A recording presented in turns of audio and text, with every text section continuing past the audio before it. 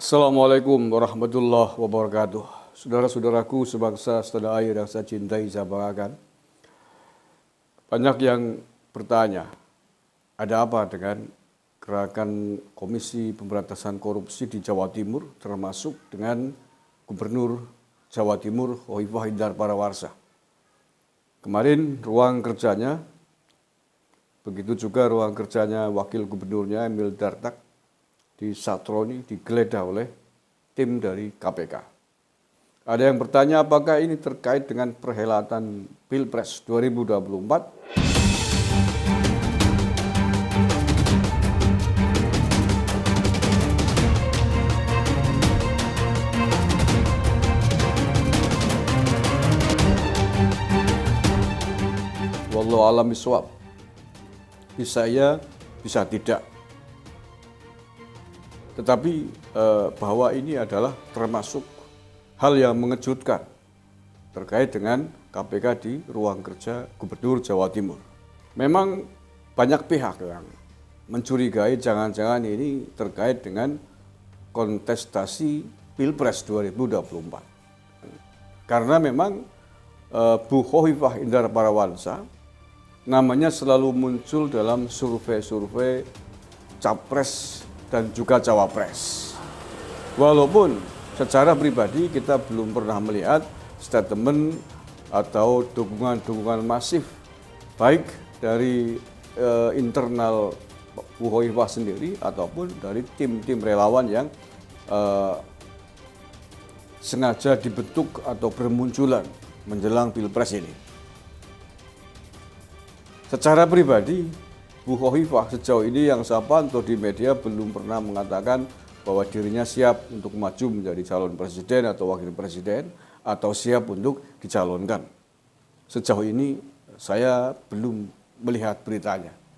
Kalau Ibu Kofifah dibidik oleh KPK, kemudian ada yang mengaitkan dengan kontestasi Pilpres 2024, sedikit wajar karena memang namanya muncul dalam setiap kali Pilpres. Bahkan angkanya di atas persentase orang-orang yang selama ini, yang sejauh ini dihembuskan atau diprediksikan layak untuk menjadi calon presiden. Barangkali ada pihak-pihak yang tidak suka, mungkin saja namanya juga politik. Walaupun KPK mengatakan apa yang dia lakukan, apa yang mereka lakukan adalah profesional demi melaksanakan tugas pemberantasan korupsi. Tetapi yang namanya politik bisa saja terjadi, mungkin saja terjadi. Tidak ada yang tidak mungkin dalam pertarungan, persaingan politik. Politik kan biasa, saling sikut, saling tikung, ya, saling injak, itu kan biasa dalam hal politik. Mengapa Ibu Kofifah muncul di bursa-bursa survei calon presiden? Dan mengapa namanya cukup diperhitungkan?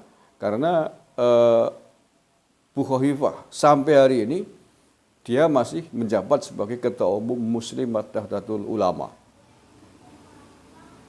Organisasi Islam kaum perempuan terbesar di tanah air hari ini ya Muslimat. Dan suaranya selama ini terbukti cukup solid untuk digalang, untuk dibawa kepada kepentingan politik. Walaupun secara organisasi Muslimat sebagai bagian atau sebagai banom dari Nahdlatul Ulama tidak berafiliasi dengan kepentingan politik praktis tertentu secara organisasi. Tetapi secara kultural massa Muslimat ini sangatlah menentukan dan sangatlah diperhitungkan oleh bakal calon atau oleh calon-calon presiden atau calon-calon gubernur atau calon-calon pemimpin yang lain di setiap perhelatan pemilihan umum.